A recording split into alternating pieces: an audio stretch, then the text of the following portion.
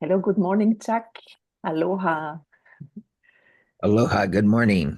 Good morning. Thanks for having us again at the end of this very interesting year. So today we are talking about quite some stuff. We will see. What's coming up is the last apprenticeship for this year, the restoration of heaven. Um, Right. there are always three apprenticeships during the year, and this is the last one this year, which takes 10 days of a healing journey. Um, Maybe you could explain a little bit what what does restoration mean? Because every apprenticeship is called the restoration of something. Why do you do that? Um, and then we have Thanksgiving coming up next week, especially at your place. And there's a lot to be grateful about for this year. Actually, actually, it's up in 3 days. So, In 3 days. Okay. But we can be grateful every day, every day actually, but there's a big celebration coming up. So maybe you could explain a little bit about those two things. yeah. First, restoration. Hmm. Restoration is a high level of consciousness, Hmm. and it means that we're winning back ourselves, all the things that we threw away when we separated from heaven. So, restoration is the return of those gifts, that consciousness, that well-being, that safety, Hmm. Hmm. and we're restoring ourselves basically to the level where we realize we're spirit. We've always been spirit. And but the level of separation that occurred was we began to, as you separate, you make illusions. Yep. And so we made a whole illusionary world. Thus, when Buddha awoke, he said the world is a dream. And then he went on to say, it's my mind that's making this dream. So the restoration is about winning back parts of ourselves. The restoration of heaven Hmm. is winning back the awareness of our oneness. Hmm. Hmm. If you think of it, like creates like, by the like Jesus said, by their fruits you will know them. So God is not some old guy with a beard in the clouds. He's spirit. Hmm. He's eternal spirit that is always giving, is always extending, is always blessing. And so when we were created as that extension of love, Hmm. that joyful being, giving and reaching out and sharing. And thus we began. But at some point, we decided that we would like to see what it's like being separate. We heard the ego's voice saying, "Come on, be separate with me." You know, you could have a whole world on your own. You could be God of your own world. Hmm. And so we stepped out of oneness. And it was a big mistake because for the first time, there was cold, there was darkness, there was fear, there was pain. And it's a wonder we just didn't turn around and go back, go, oopsie, my bad. Let Yeah. me let me go back to oneness where there's joy and bliss, ecstasy. But we kept going. We kept falling and falling and falling. The ego is offering us more separation. It's like if you make a bad deal and you want to keep trying to make it a good deal, but you keep going in the wrong direction. And what I found in that part of the mind is there's agony. Each of Hmm. these falls was an agony and anguish, and we kept going until we got to a point where finally we could be so separate we could prove it because we have bodies now. Bodies are form, Hmm. and heaven is formless. Hmm. So it's like it really proves it because you're over there and I'm over here in my body. And maybe bodies get together on Saturday night for a little bit, but on Sunday morning they're back, just so, awakening is realizing that we're not stopped by this body. We're not locked into this body, Mhm. that we can extend ourselves. And when you're outside yourself, I, you know, have you ever had the feeling of being transported, Mhm. carried beyond yourself? Yeah, that's where you're outside your body. Mhm. Mhm. Yeah, that a lot as well. Yeah. I first experienced this as a kid, Mhm. playing sports. Mhm. You just all of a sudden you forget your body and you're just so out there. Mhm. Mhm. And it's this great feeling. And there were typically really powerful outcomes in sporting events. Mhm. Mhm. And I love that feeling. So I kept going to find where's that? What is that? But love does that to you. When you're in love, you're carried beyond yourself. Mhm. Mhm. You just want to be with the other person. You want to be close to the other person. You want to be one with the other person. Mhm. And your mind, it's your mind. Mhm. Mhm. So, but it's also our mind that creates the conflicts that we then displace onto the body, make our body pay for, something that we think deserves punishment. Mhm.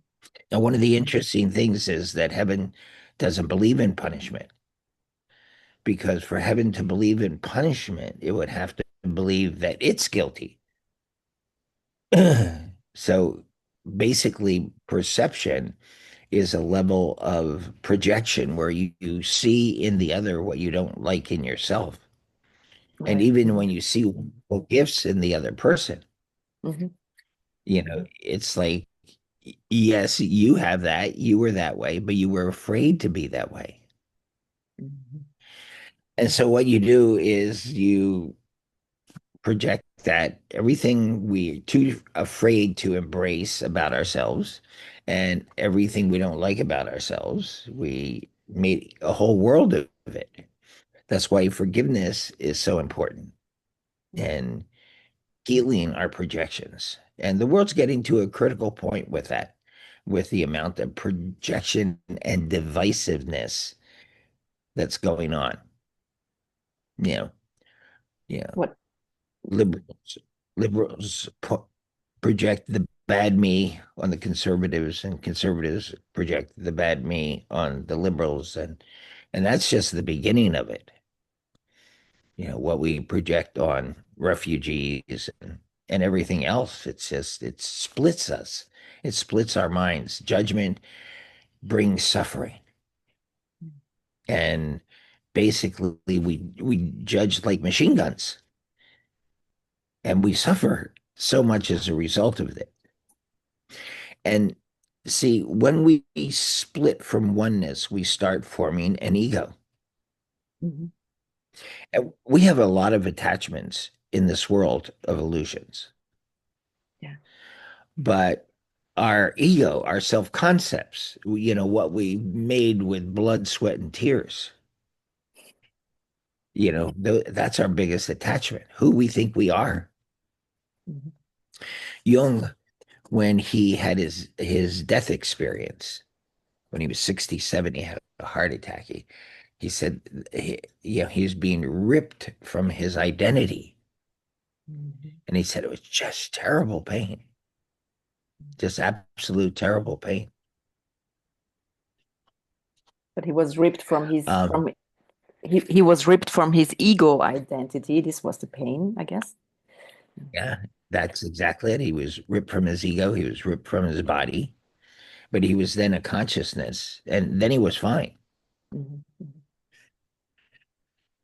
Lindsay and I were given the gift of a shamanic ceremony because of our service to the First Nations people in Canada.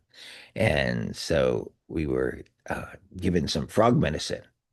And after the first time, um, I really wanted to study the experience, but I felt like I was being lifted up and torn from my body, and then I was this awareness outside the body.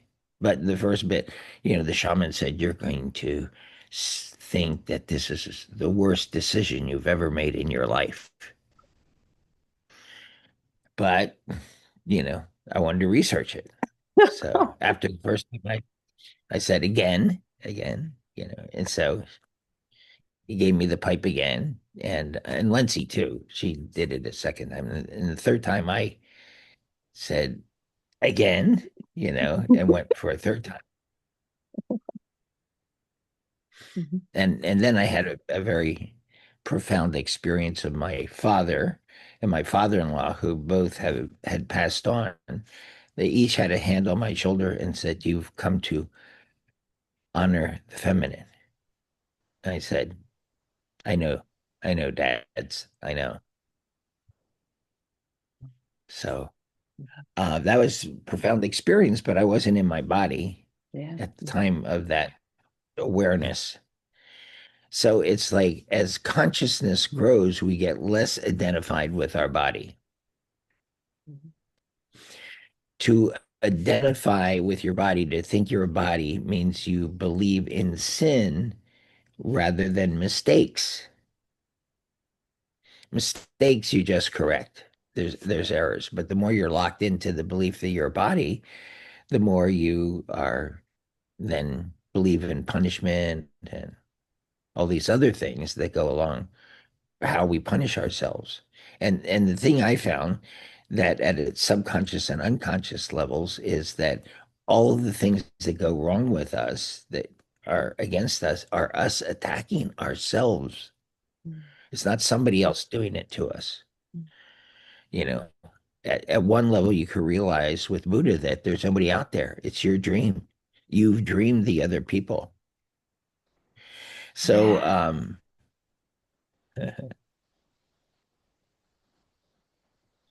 so we want to come back to ourselves. We Mhm. want to come back to the joy and the feeling of safety that there is with the awareness that we're a spirit. And then it doesn't matter how old we get because we're still eternal spirit. And the more we realize that, the more we realize there's no fear of death. What's to be afraid of? It's just I had a near death experience Mhm. and I was outside my body playing American football. And what happened was I was floating down the corridor Mhm. and everything was turning off. The last to turn off of my senses was my hearing. Mhm.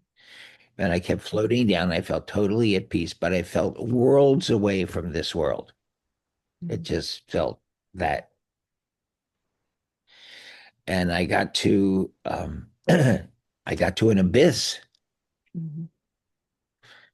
and and then I had a second thought. I said, "Well, I've never given up before. I'm not going to give up now." And I turned around and I floated back up the corridor till eventually I was back in my body going, "Ow, that hurts." Mhm. And I said to Elizabeth Kubler-Ross, who's of course the expert on death and dying, I said, "Elizabeth, how everybody sees the light. I saw an abyss. What was that about?" She said, you were just at the end of the first corridor. You have to get to the second corridor where you begin to see the light." I go, "Oh, whew, yeah, great." Okay. So it's awakening to ourselves as spirit, as Mhm. eternal spirit. Mhm. And if you realize that about yourself, now how could you realize that about yourself? Well, you could getting so peaceful that your mind is not distracted and you could just spend it with God. And as you spend time in the presence of God, you know, you begin feeling godlike. You begin feeling eternal. You begin feeling safe and total love and peace and I mean God knows what your problems are. You don't have to keep pouring all that stuff in his ear. And so as you spend time with him, that gradually melts away and your consciousness elevates. And at some point, our consciousness will just awaken to the point of our awareness of oneness. Mhm. Lindsay had that experience with me early on. And what she did was totally welcome me into her. So there was no difference. And Mhm. all of a sudden, the world, our bodies fell away, and there was just oneness. There was just God and his awareness. And she realized she was part of that oneness. And God was laughing. One of my favorite books by Hafiz is I Heard God Laughing. Anyhow, she heard God laughing that she thought, and God was going, "You think you're this little body? Mhm. You're this. Come on out and play. Yippee." And and she did. And it was just wonderful for the time that she Mhm. allowed herself to spend in that. I, So, I yes, have go I have ahead. a question because I'm thinking of society in general, and now more and more I was reading something about children and social media, that we are so locked in, or society is, or we ourselves are locking ourselves in into the bodies and are judged, and the body is kind of being celebrated. So there I'm asking myself how to bring divine oneness into society in general, because everybody's so attached to his or her body. Right. Well, there's a place in mastery. I've Hmm. done this map of consciousness and you know, based on psychology and spirituality, but being working with so many problems for so many years, many of them my own, and finding ways through and finding there's a kind of a stairway there. Um, and To find the way through, there's a key for each stage of consciousness. Hmm. And that really helps us move forward. But there's a place where you come to a place. Norman O'Brown wrote a book called Love's Body, and it's where you stop projecting and displacing all of the conflicts of the mind on the body. Hmm. So the body being neutral, as A Course in Miracles says, the body doesn't do anything until it's directed by the mind. It's like it's a place where there's just this neutral place. The body's totally healthy. And then there's a place where it's love's body, where we haven't put all of our wounds as we thought mentally, and then we hit our bodies with it. It's like we made our bodies into whipping boys, like they used to do with the princes of old. They would never hit a prince, but they would take his best friend, and if the prince did something wrong, they would whip his best friend and whipping boy to get him to straighten up, to get the prince to not act that way. So it's a good motivator. But we did that to our own bodies. Hmm. And you can get lost in trying to fix the body. But I think the key is to fix the mind Hmm. and to find the mistake that's being made. Since the late 70s, I've been working with people with catastrophic illness who come to workshops or have sessions or something like that. And then you can get out of it. I just went to a dinner in Singapore Yeah. where a client of mine, um, her and her best friend, she had a stage 4 cancer, and her doctor told her it's time to go home and die. Wow. And so, yeah, I mean, so anyhow, she's better now. She still has like a stage one cancer, but it's like gradually lessened as we work to heal that. Because that's not the truth. That's not heaven's plan for us.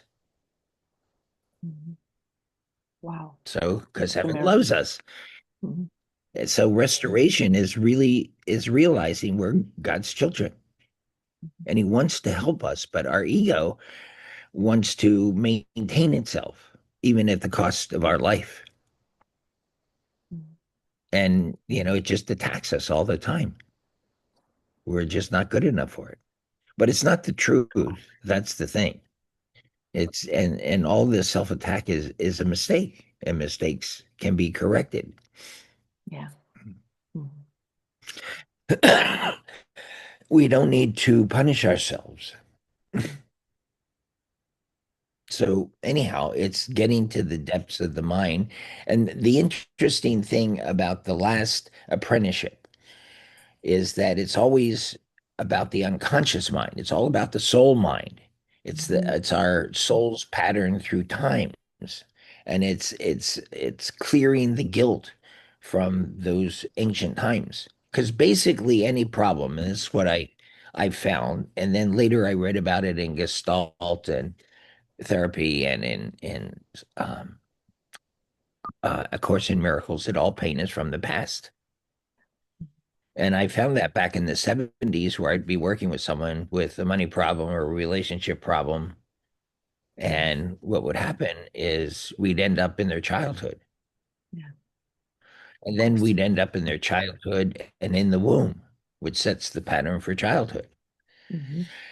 And what sets the pattern for this whole lifetime, like everything between conception and 10 years old through 10 years old, shows you what you've come to work with in this life, what you've come to Mhm. heal, what you've come to understand, the lessons you've come to learn that show up there. And as kids, we're not really equipped to deal with some of those things. The first thing we want to do is we want to sacrifice to make it better. And we play roles. We play the hero role, the sacrificer martyr role, the scapegoat role, where we be the bad guy so the family can be normal.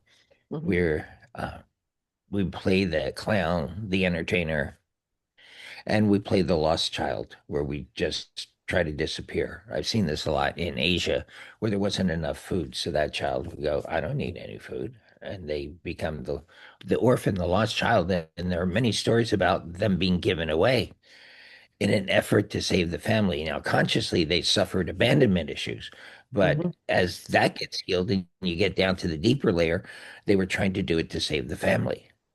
Mhm. Basically, any trauma or illness or accident or abuse that we suffered as a child was an attempt to save the family.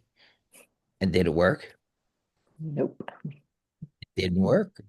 Didn't work at all. And then these patterns continue on through our life, Mhm. Mhm. and it builds the ego until we're living in these big prisons of our own making. But the good news is, the front door is unlocked, and we can go out the front door. And when we go out the front door, the prison collapses because it has no further use. But most people have hundreds of prisons. Our beliefs are prisons. They limit us. They keep us, constrained, and then you get into past lives and you find we have thousands of prisons. But each one that you step out of, it's like you realize like it was all a mistake from the beginning. And I don't need to I don't even need to break out of the prisons. At the stage of restoration, A Course in Miracles talks about something that saves thousands of years in our evolution. Mhm. And it's, I need do nothing. And when we need do nothing, it's like basically we just Mm. sit back and watch heaven show off. So to keep saying this, I need you do nothing. I need to do nothing. And then if we're inspired or guided to do something, well, we do that, but then we let heaven do it through us. Like our purpose. In the first 10 years of therapy as a therapist, I found that every trauma in one's life, every major problem was an effort to give us an excuse to say, well, I can't do my purpose. Look what happened to me. Mhm. And I found how important living your purpose was. Mhm. And then it became clear that we couldn't do our purpose. It's just too big. It's just, monumental. And but we could do it if we partner with heaven. But if I ask you this question, how much are you partnering with yourself? 80% comes up. That must cannot be true, but 80% comes up. Yeah, 80, But 80%. maybe I'm having a good So day. it's no, it's learning. It's like, pat yourself on the back, you know, good job. But it's learning to make that continuous and constant and increase Yeah. that so that Mhm. you're partnering with yourself, being Mhm. your own best friend. Mhm. Mhm. Could you imagine that being your own best friend? Yeah. And Absolutely. what Yeah. did Shakespeare say? To thine own self be true. Mhm. Shakespeare said this in Hamlet through Polonius, who was kind of a fool, but to thine own self be true, for it must follow the day, the night, that thou canst not then be false to any man. Mhm. And in other words, if you're really true to yourself, you can't be false to anyone. Mhm. Mhm. True. Mhm. And being true to yourself is being true to heaven. Mhm. It feels good. Yeah. Mhm. And you're heaven's precious child. You're heaven's bubala. You're, you know, And I need do nothing. yeah, imagine that. Yeah. And because like it started when we were kids that we all got in the way. Mhm. We were trying to do all these roles, which means it's a cover for guilt and failure. And we tried to do all these things and none of them really worked. Yeah. And and we got in the way of the grace. Mhm. And that's okay. It was just a common mistake. The ego tripped us up right at the beginning. So we can undo the mistakes. Mhm. I mean, that's what in A Course in Miracles says that's the Holy Spirit's function to undo our errors. That is true. Yeah.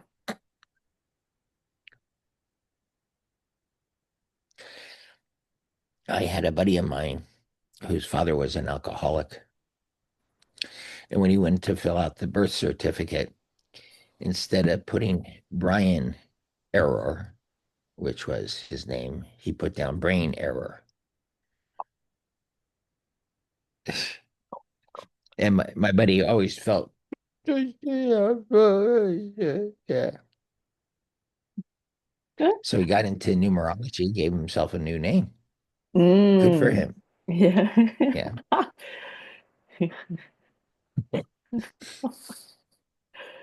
Mhm. I mean, the mistakes in this world. Yeah. Well said. But if you took your greatest guilt, Mhm. can you think of your greatest guilt in this life? Yeah. Mhm. Okay. And now take it to the Supreme Court where the Holy Spirit presides.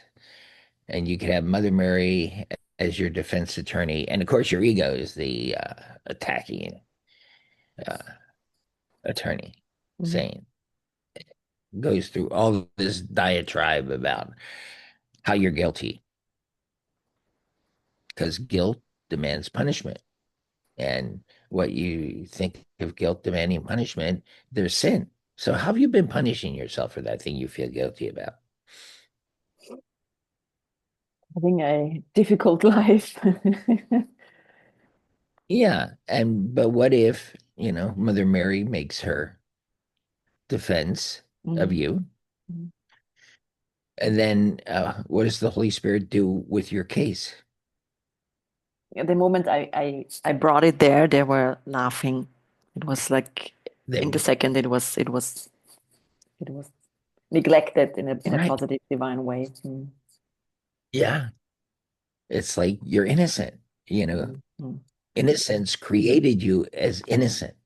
Mhm. And we can cover that up with all these separations where we feel guilty Mhm. and make mistakes in this dream world, but it is a dream. It's a workshop where we're learning lessons. And as we learn lessons, we come to higher levels Mhm. and it's more fun. Yippee! Absolutely. And interesting. Yeah, it's more interesting. It engages our mind. Engagement, as the French say. It's like we're really connected in there. Mhm. So, and one of the easy ways, it's like so many people get into such difficulty and such self-punishing things, but one of the things that can get you back to a state of love is to practice gratitude. Mhm. Because gratitude, wherever you're stuck, it puts you in a flow. Yeah. And gratitude opens the door to love. Mhm. So if you're really stuck, if you're really stuck in kind of a dead zone or, you really have a major problem, start practicing, gratitude. And then you feel how indebted you are to your parents, to your partners, you know, they were the training wheels to get you up to this level of partnership. And it's like you can enjoy more. So Thanksgiving is a day where there's can be celebration. Mhm. Uh, some of the first colonists in America, they didn't know diddly about how to survive or how to grow food here or how to have game. And some of the First Nations people at Mhm. that time, came and basically saved their sorry asses. Brought food, Yeah. brought game, and so they had a feast, Mhm. actually a feast of celebration. And so it's that beginning. Now, I know a lot of my First Nations friends see that as, it's not something to celebrate, I mean, they, they lost eventually their homes, mostly through disease, because, when, um, Europeans came to America, they had all these diseases and it raced across North and South America, Central America. And so that by the time the settlers got there, 90% of the First Nations people had already perished. And they thought, oh, free land. We could just enjoy this, not realizing. Now, for years, I studied the principle of accountability. Mhm. And of course, in Miracles says, if you become fully accountable, you awaken. So I was wondering, why would this happen with First Nations people? And for years, I pondered this until one time in 1989 in Mhm. Canada, it's like because working with so many First Nations people there, the answer came. And the answer that came is they came to redeem European people.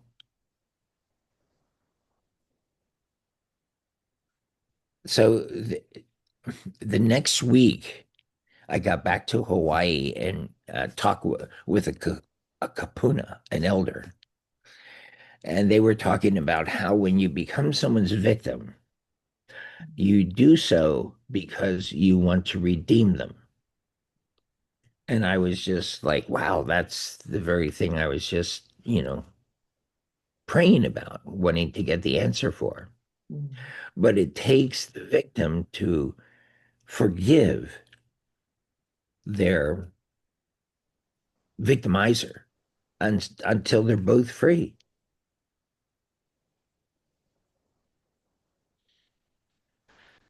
So if you look back at your life, these are opportunities where you feel victimized, where you can leap in consciousness through forgiveness. Like, I work with a lot of people who have chronic issues with, like, a parent. They can't forgive their mother or their father, Mhm. or they can't forgive men. Those are some of the most common ones. Mhm. So what I do is I take them back in consciousness where they could glance at their past lives. So, like let's take men. I know you have no issues with men, but I'll just mention this. So we go back, and how many lifetimes did you spend as a man treating women badly? 20,000. So this is what's called karma. Mhm. Mhm. So now there's an easier way. Like, can you understand, given the zeitgeist, given your family zeitgeist, given all what's going on in your families, given what you thought it meant to be a man, can you understand why you acted that way out of insecurity, inadequacy, fear? Mhm. Yeah. So, can you accept that you acted that way? Mhm. Yeah. Can you have compassion for yourself? Yeah. You know that song, Stand By Your Man? One of the last lines is, Stand by your man. After all, he's only a man.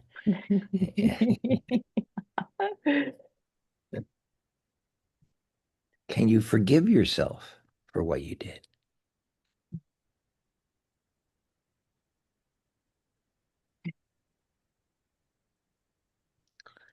In the 70s, when I was first learning about healing and therapy, and I'd take people back to their traumas and help them understand what was going on with them, that they got someone to punish them, Mhm. and also understand what was going on with the abuser.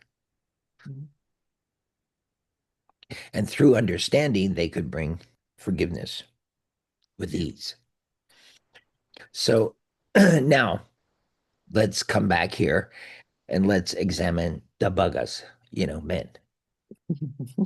Can you understand, why they're acting that way?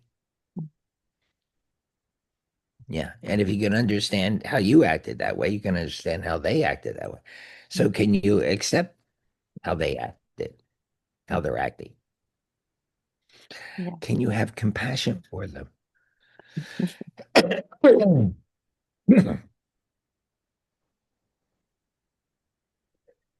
And as you have compassion for them, can you forgive them? The buggers. Mhm. Yeah. Men are so sweet and cute. Everyone should own one. Yeah. That's true. Then all of a sudden, how do you feel? No longer this issue with men. Relieved and equal. Yeah. Exactly. More understanding. Mhm. Equality is such an important. mm, factor in a successful relationship, mm, and to always keep committing to equality if it gets imbalanced, mm, because most heartbreaks show up because of the imbalance, the extreme imbalance in a relationship. mm, But if you value your partner equally, you know, you then you can always be, just your gaze gives them worth. mm, It's your gaze becomes a blessing, mm, mm. Thank you. and love keeps opening. Uh, 2 days ago, I just had this moment of pure love toward Lency. And I said, "You know how much I love color?" I said, "I love you more." Mm. And in a world without color, you're my color. But we only find those things in our moments of extending ourselves, sharing ourselves, reaching out. And that helps us recover the bonding at deeper levels. And bonding is love and success with ease. And restoration is restoring the bonding, the community, the unity of all of us. We're all one tapestry. And it's like threads fighting each other, trying to gain ascendance over each other. I mean, it's crazy. Yeah, we live in this insane world that we could keep inviting the truth into, inviting God's justice into. There's so much to do, and we need do nothing. Yes, I love that. So maybe this brings me to the third part, um, a glimpse of 26, as you said already. How can we bring truth and we need do nothing into 26? Because as you have been Yeah. speaking in several interviews and all the years back, that we are going through some tough Yeah. unconscious times. Um, in the 80s, I Hmm. realized that part of my purpose, part of my function here was to provide easy births in consciousness for the world. So when Gene Dixon and many people talked about cataclysmic, catastrophic change coming up in at the end of the 90s, and I thought, not in my house. And so I was just committed to doing everything that I knew how to do to help raise consciousness. And it was, I mean, those catastrophes were minimized. Hmm. And then same thing with year 2000, Hmm. same thing with 2012. Hmm. And now, once again, Nostradamus predicted that the world would end at the end of 2025. Guess where we're at? We're at the end of 2025. But if we need do nothing, it means that we realize that, first of all, heaven's going to do it all. And we can add our faith Hmm. to what's Hmm. happening, the unfolding. Our faith to a easy birth. Yeah. Hmm. Um, Edgar Casey, the sleeping prophet, who predicted the crash in the end of the 1920s, and he predicted World War II, and so many of his predictions, both individually and collectively, have come true. And he's predicted some dire things for the world, but it's meant to be this easy birth. Yeah. Mhm. It's meant to be. So, and that's where we bring our faith and our forgiveness because forgiveness bonds. It takes away the illusion. As you let go of grievances, what happens is then the miracle can come in. So if we're inspired to do something, like I'm inspired to help raise consciousness, Mhm. then that's what we do. Yeah. Mhm. And but we let heaven do it. We let heaven do it through us. So this is the big one. Yeah. Mhm. And this next year, especially a year from now in November, but it just builds all the way up. And see, our consciousness and the weather is tied together. Mhm. And the collective unconscious, past history that hasn't been healed, all the wars, all Yeah. the plagues, Mhm. all the starvation, all that stuff that hasn't been healed, keeps coming up so it can be healed. Mhm. Mhm. So it's a real opportunity to free ourselves of the past, to free ourselves of the ancient past, Mhm. to bless everything. Because like if you bless something, if you join it instead of resist it and be fearful and angry and all that, if you join it, the wheel of fortune instead of continuing down, it immediately joins with your consciousness and starts going up again. So it's not to resist anything, but to have faith in the Tao, which is another name for the Holy Spirit, who is unfolding things as the world needs to be unfolded to heal itself.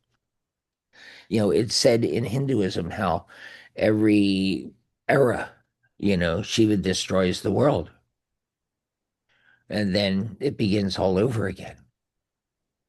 But an easy birth means that that need not be, as it says in the Course in Miracles. Could be this easy birth. It could be this spiritual awakening. Mhm. So instead of fear, we put our mind to faith. We put our mind to our identity as spirit, as boundless Mhm. spirit, and use the power of our mind to bless, to forgive, to see everything. There's a line in the Course, and it says this many times in different ways, but it's like everything we do to our brother, we do to ourselves. Mhm. Everything we think about others, we think about ourselves. Mhm. If you spent 1 minute judging the person you judge the most, at the end of that, you would feel exhausted. Mhm. Yeah. It just drains us of energy to judge. And it's our old or even ancient guilt projected on another. Mhm. And as the Course says, it's either love or it's a call for love. It's a call for help. So instead of attacking and judging, we could bless. Mhm. And that makes a difference. Mhm. Mhm. Mhm. Deep in the unconscious, and I found this much more in Asia, people are conscious that when, things go downhill, they blame somebody. Mhm. They curse them. Mhm. So these curses are passed down through the family. Yeah, families cursing. Mhm. In Hawaii, there were the cursing kahunas, mostly who lived on Molokai, and they were very sensitive, touchy people. So you didn't want to insult them because they would pray you to death. They would curse you. So, Bless the world. Bless 2026. yes, exactly. And have faith. Have faith in heaven. Have faith in Mhm. yourself. Mhm. Mhm. If Edgar Casey says that, if you have faith, you'll be safe, no matter what's kind of weather condition is going on around you. Mhm. So, and it's tied in with global warming and, coastal cities being inundated by the ocean and things like this. Yes. So it's all tied, our consciousness and the weather. Um, in 1984, my kahuna had me do only one thing. She said, just practice changing the weather. And I go, that's so, that's so uninteresting. Why the weather is such a small thing. So I practiced changing the weather, things like that. But I've been in Taiwan twice when there were like force five typhoons coming. And each section of the workshop, we did something to ameliorate things, to Mhm. bless things, to forgive things, Mhm. to change our minds about ourselves, to let go of attachments. And as we did those things, by the time we got to Taiwan, it was a tropical storm. And it's learning that it's all connected. And our mind is connected with all minds. Mhm. Yeah. So we can change our mind and see it as the Holy Spirit would see it.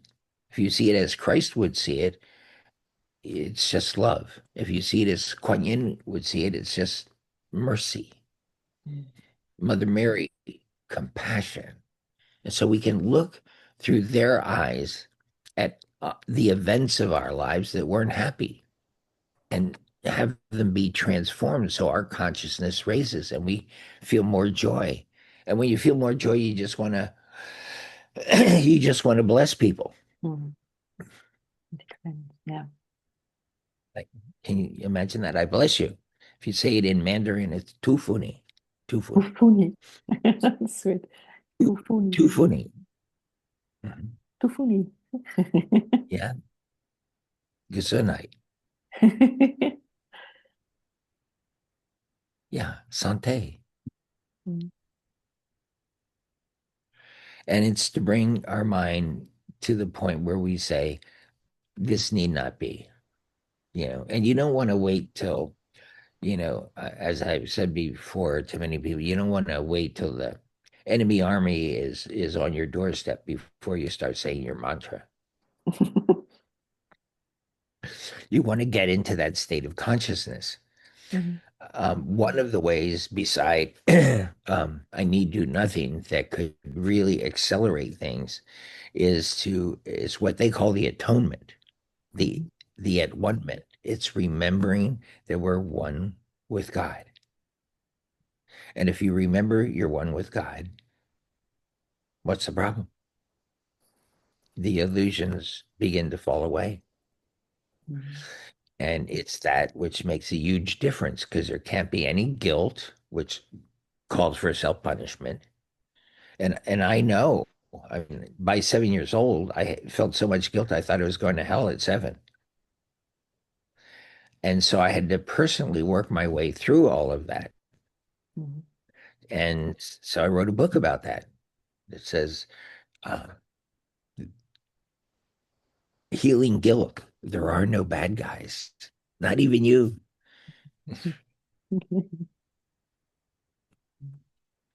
Yeah, if you feel innocent, you see other people as innocent and maybe calling for help. And it's easy. So could you imagine getting peaceful enough that you just could feel yourself in God's presence? He knows what you need. You don't have to keep bugging him, you know, nagging him, telling him what you need. He knows that. Just be with him. Be with that divine love, that boundless love and power. And what I've been suggesting to everyone lately in my sessions is that they spend 10 to 12 minutes a day. Like, what if you let Mother Mary hold you for 12 minutes a day, or Jesus, let the Christ hold you? or Kuan Yin, goddess of mercy, you Beautiful. know. Mhm. Or, of course, if you like Krishna hold you, you might grab your breast knowing Krishna. Yeah. Well, such a rascally god. Sweet. Thank you. Thank you, Chuck. Yeah, you're so welcome. Just let's do what we can. Yeah. Let's do nothing. Yes. Let's get out of the way. Let's let heaven show off for 2026. Yes. Yeah. Mhm. Thank you so much. Everything we let go of makes a difference. All our attachments, all our, problems. And then it's yippee. Mhm. Mantra of 2026. I need to do Yeah, nothing. yeah. It could be let's have an easy birth. Yeah. Mhm. Thank you, Chuck. Happy Okay. Thanksgiving to you and your Yeah, happy family. Thanksgiving. Let yourself be Yippee. celebrated. Thank you and see you soon. Okay, see you soon. Thank you. Mwah. Bye. Bye.